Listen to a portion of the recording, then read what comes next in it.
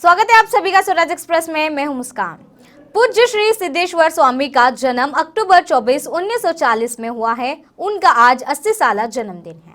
दिव्यता और सरलता के प्रतीक हैं। वो अपने अनुयायियों के बीच चलते फिरते नारायण के रूप में ही प्रसिद्ध हैं।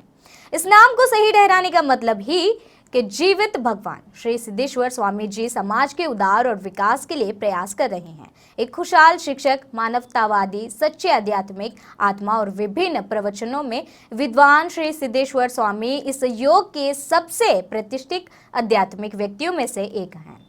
उनके उपदेशों का ध्यान वांछिक खुशी और इसे प्राप्त करने के तरीके हैं। उनके अनुयायियों का कहना है कि उनके प्रवचन और मार्गदर्शन ने उनके जीवन को बदल दिया है और परम भक्ति के साथ उनका कहना है कि वो एक जीवित देवता है, क्योंकि वो उनके जीवन को खुशियों से भर दिए हैं और संन्यास जीवन के लिए समर्पण किए बिना स्वामी जी एक खुशहाल दुनिया के लिए अपने प्रयासों को जारी रखते हैं।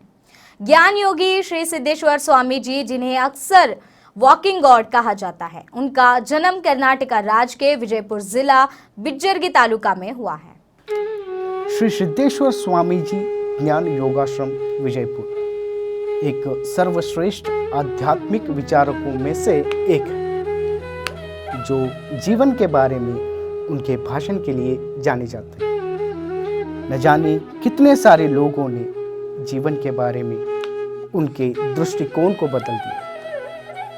उन्होंने वास्तविक जीवन का परिचय कराया और बहुत सारे लोगों के जीवन को सरल, परिपूर्ण और संतुष्टि से भरा बनाया। श्री सिद्धेश्वर स्वामी जी, जिन्हें नडेदाडो नारायण यानी कि जीवित देवता के रूप में जाना जाता है, ईश्वर होने का एक वास्तविक और जीवंत उदाहरण है। उनके प्रवचन हर किसी के जीवन में जबरदस्त परिवर्तन लाते हैं और अंततः शांतिपूर्ण और खुशहाल जीवन बिताते हैं। ज्ञान योगी श्री सिद्धेश्वर स्वामी जी, जिन्हें अक्सर